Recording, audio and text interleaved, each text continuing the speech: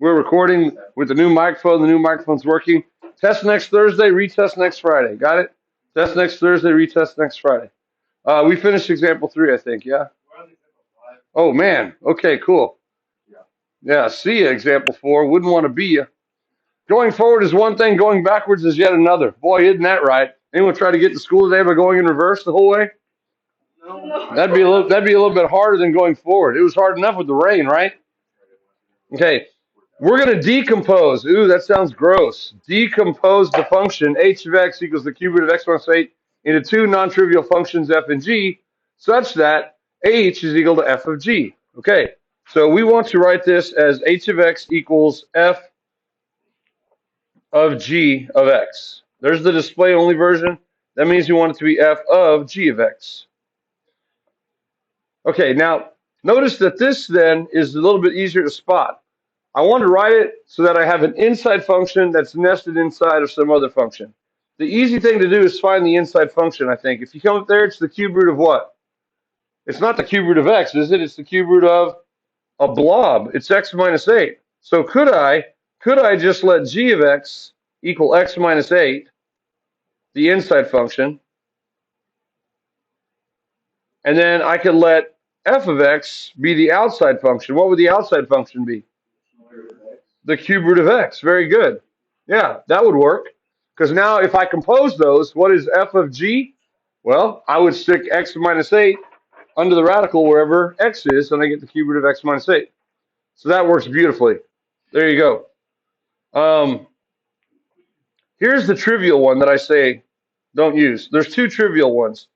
The first trivial one is just to let g of x equal x, and then you let f of x equal the cube root of x minus 8. Would that work if I plug g of x in for x? It would. You're just replacing x with what?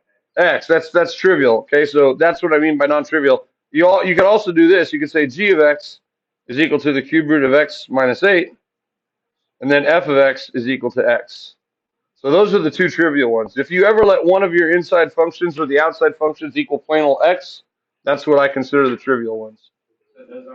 Those aren't allowed. Yeah, I wouldn't count those as right. Those are like, yeah, anybody could do those, right? My unborn nephew can do those, right? In the womb. They're that easy. Yeah.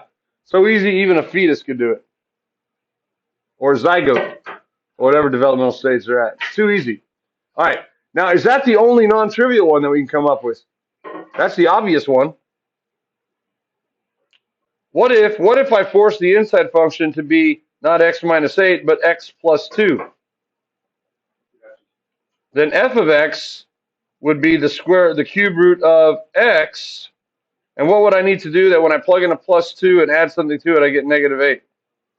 Minus 10. Very good. Would that work? Sure. If I plug an x plus 2 in for x under the radical, x plus 2 minus 10 is x minus 8. Yeah. Okay. Now you're getting the hang of it. What if g of x were x plus 1? What would f of x have to be?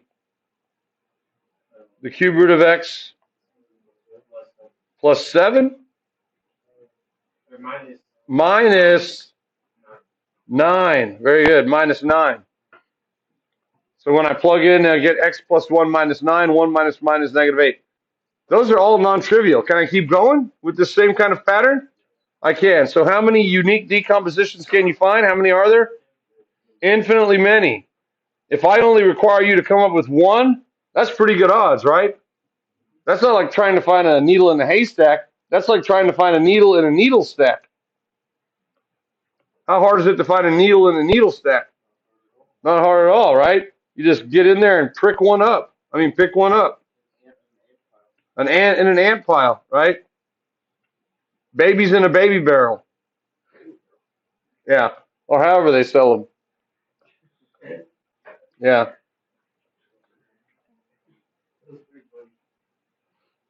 Oh, I'm thinking monkeys. Sorry.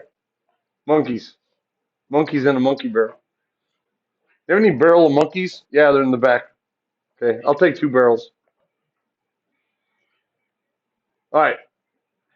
So far, so good. Everyone knows how to decompose? Decompose. All right, decompose. All right, let's talk about inverses. Have you ever done anything that you wanted to undo? Yeah, right. Sometimes you can do that and sometimes you can't, right? Sometimes you can undo it. But if you take milk out of the refrigerator and you didn't mean to, you can undo that by putting the milk right back into the refrigerator, yes? Yeah, it's undone. But if you crash into someone on your way to school, you can't undo that. You can't undo the crash, right? You just have to live with the consequences and drive more carefully and defensively, possibly in the future. You got to be a defensive driver out there. You trust yourself; it's the other people you can't trust. All right, let's see if we can come up with this. Here's an example of an inverse. An inverse is basically something that undoes the work of something else. So an inverse function undoes the work of another function. It gets you back where you started. So I'm thinking of an integer between 4.5 and 5.5. I'm thinking of an integer between 4.5 and 5.5, and I'm selfish, meaning I'm not going to tell you what it is. If you tell me to take my number and add 3 to it, okay, tell me to do that. I'm taking my integer that I'm thinking of, I'm adding 3 to it. Okay, I got my number now, and then I quadruple it. Okay, let me make sure I do that right. Quadruple it. Okay, I got it, and then I subtract 4. I got it, and then I divide by 2. I got it. I will give you that number. That number is 14. Oops. What would be my original number if I did all that to my original number and I came up with 14? 5. How did you get that? Oh, um, because it's in between 4.5 Oh, you did it the smart way. and 5.5. There's only one integer between 4.5 and 5.5, so it's got to be 5. My number is 5. Very, very clever. Yeah, that's the only one it could be. Is there another way to get it? By doing my, if you know that I took my 5 and I added 3 to it and then I quadrupled it and then I subtracted 4 and then I divided by 2, and I got 14. Is there a way to take the 14 and get back to the 5? 14 just undo what you did. Yeah, undo what I did, but I not only have to undo what I did, I have to do it in the reverse order. I got to undo what I did in the reverse order. So if I have a 14 now and I want to get back, if the last thing I did is divided by 2, I would need to multiply by 2 to get 28. Okay, so now I have 28. If right before that I subtracted 4, I would now need to what? I would need to add 4 to get 32. And now I'm staring at 32. If I quadrupled something to get 32, I need to what? Divide by 4 to get back where I started at 8. And then if the first thing I did is add 3 to it, the last thing I need to do is what? Subtract 3, and guess what? I'm back at 5. Okay? That's what function inverses do. They undo the work of a particular function by doing the inverse operation in the reverse order. They do the inverse operation in the reverse order. Now, there's a mathematical way to do that, okay? Watch this. If I take my starting value x, let's say I have f of x, and it's a machine that takes my input, like a 5, and changes it into a 14 by doing the following. I take my original number x, which could be anything, and I add 3 to it, so I get plus 3. And then I quadruple that number, so I put a 4 in front of there. And then I subtract 4 from that, like that, and then I divide the whole thing by 2. That would be the function that does what I just did for any number. Would you agree? Yes. Okay. Do you remember from Algebra 2 how to find inverses? Yeah. How do we do it, Brock Brady, Brody? You replace the x, or like f of x is x equals, and then where the x was, you replace it with y, and then you Yeah. for y. Yeah, very good. Yeah. Instead of replace, I'm going to say switch. Yeah. You switch x and y, and then resolve for y. Let's try that out. So f of x is just another name for y. Yes, yes? Mm-hmm. Okay, so I'm going to call that x, and then I get 4 times y plus 3 minus 4 all over 2. Now, algebraically, if I need to solve for y, what's the first thing that I would do? I would multiply both sides by 2, and I get 2x equals 4y plus 3 minus 4. So the first thing I would do is multiply by 2. Got it. Now what would I do to get at the y plus 3 part? Not divide by 4. I got a minus 4 over there. I got to add 4 to both sides first. So I get 2x plus 4 equals 4 times y plus 3. So I'd have to add 4 next. Is that what we did intuitively? Yes. Let me move this over because I need a new column. Yum. Right, now I would divide by 4. Let me copy that and bring it over here. Now I would divide by 4, so I get 2x plus 4 all over 4 equals y plus 3. Don't need parentheses now. So I would divide by 4, and what's the last thing I would do to solve for y? Subtract 3, right? So I would get y equals 2x plus 4 all over 4 minus 3. Well, that's what I did intuitively over here as well. And then at the end, when I solved for y, we gave it a new name. Do you remember that? To show that it's related to the original function f, but that it undoes it, I elevate its name. I hereby henceforth call it f inverse of x. F inverse of x. That's how we read that. It looks like it's f to the negative first power, but we read that as f inverse of x. And that's just to show you that it is related to f. We use the same name f, but it undoes the work of f. Now it turns out that f and f inverse, either one of them could be called f inverse and the other one could be called f. They are each other's inverses. Okay? If you have one, you can undo it by doing the other and vice versa. Right? Would you like us to simplify that any more? Well, we could. I didn't want to do that here because I wanted to keep the numbers showing. But yeah, I could actually simplify this if I wanted to. I could simplify f of x. Oops, not with a highlighter though. Never with a highlighter. I could just divide out the 2 from both of them and get 2 times x plus 3 minus 2. And then I could distribute and get 2x plus 6 minus 2. I can get 2x plus 4. So that would accomplish the same thing. If I started with my 5, I could just say, okay, 5 times 2 is 10. 10 plus 4 is 14. And there's an easier way to undo it. But I didn't want to do that because I wanted to show you that when we did these intuitive steps over here, the numbers were the same. We did the exact same thing. So when you switch x and y and you resolve for y, your algebraic training trains you to do the inverse operation in the reverse order, to peel back the layers to get back at that y. You're trained to do that, okay? Intuitively we could do it, and algebraically you're trained to do it as well. All right. Nice.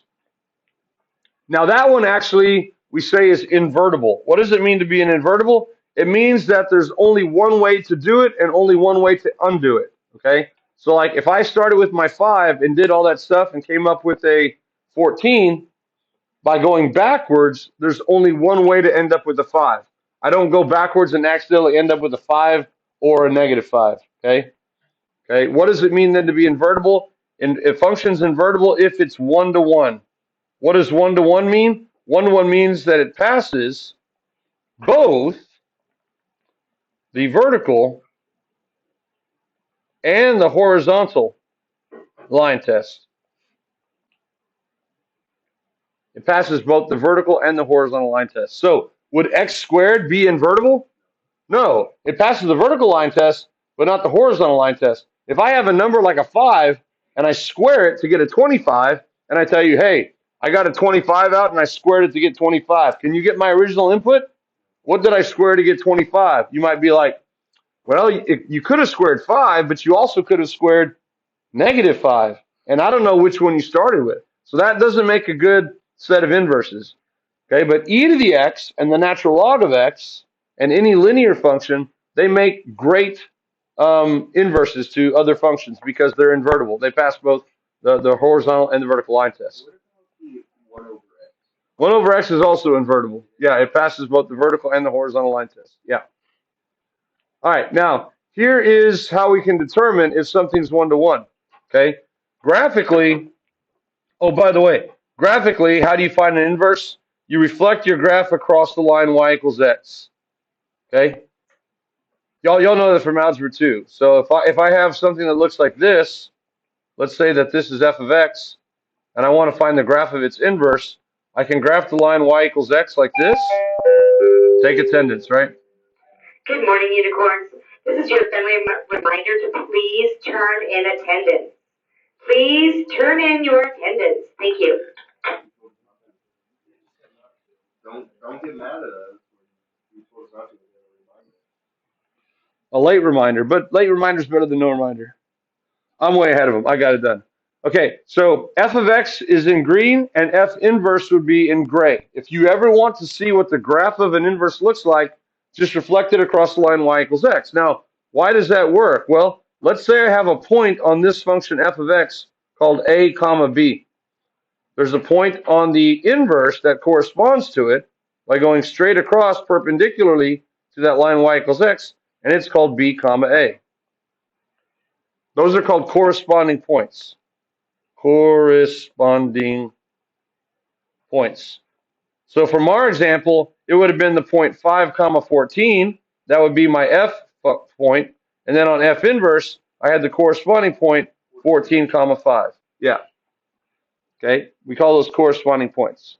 They're actually mirror images of each other across that line y equals x. Y equals x is the magical mirror because it is its own inverse. It's the identity function. Okay. So that's how you find the graph of an inverse. And how do you algebraically find the inverse? Well, Brady already told us you interchange x and y and you resolve for y, and we already saw that. Okay, so let's go to example 7. It says determine if f of x is 1 to 1. If it is, sketch the graph and then find f inverse graphically and algebraically. Okay, 4x minus 2.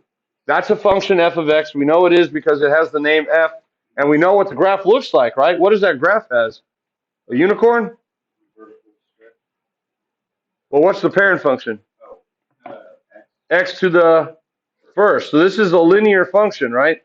Is every linear function 1 to 1? Yeah. All linear functions are 1 to 1.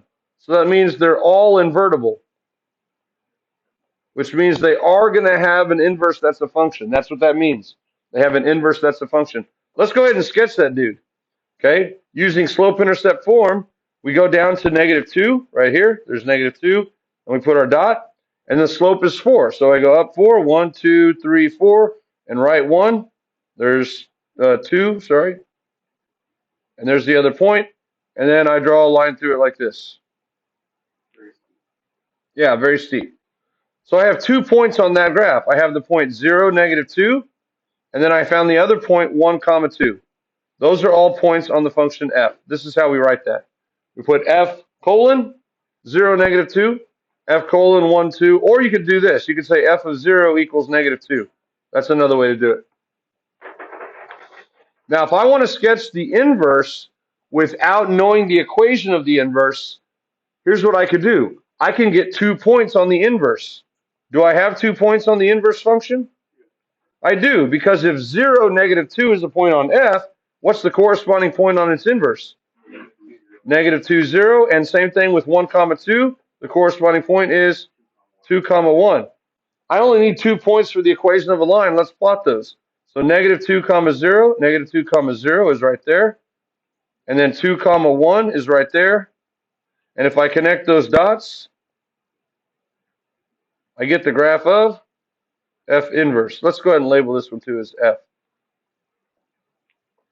Now, if you want, you can sketch the line y equals x right in there, like this. There's the line y equals x. It has a slope of 1. It'll pass right through their point of intersection.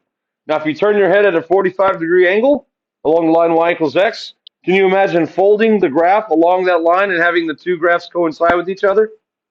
They would lay right on top of each other. Yeah.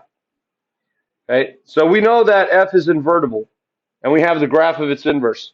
But let's find the equation of the inverse. Okay. Let's find the equation of the inverse. So let's do that first. So first thing we're going to do is we're going to switch x and y. So I get x equals 4y minus 2. That's the first step. Of course, f of x is a fancy name for y. Yes, yes? So in Algebra 2, we actually showed that step first. We let f of x equal y, and then we switched x and y. In this stage, we could probably just switch them right away in our head. And then I solve, so I add 2 to both sides, and then I divide through by 4. So I get x plus 2 over 4. Now, if I simplify that, that's the same as 1/4 x plus 2/4, which is 1/2. This is equal to 1/4 x plus 2/4, right? We split it up. Remember how we can do that? We go x over 4 plus 2 over 4. So I end up with 1/4 x plus 1/2. That's another equation of a line, right? With a y-intercept of 1/2. Does it look like the green graph has a y-intercept of 1/2? Yeah. And guess what its slope is? It's 1/4. I go up 1 over 4, up 1 over 4, which is flatter than the other line, which was 4. It's steeper, okay? So let's go ahead and give it the new name. This must be f inverse of x, and it's 1/4 of x plus 1/2. Now, what do you notice about the slopes of these two dudes? One of them's 4 and the other one's 1/4. They're the reciprocals of each other. Do you think that's a coincidence, or do you think that's a fact, Jack? That's a fact. Now, let's write that down, okay? Oh, we're going to run out of time, like the Yankees. Okay. We'll pick up there. We got since we got example 7 done. Y'all have a fantastic rest of your day. Go blue. Go blue. And other unicorn colors.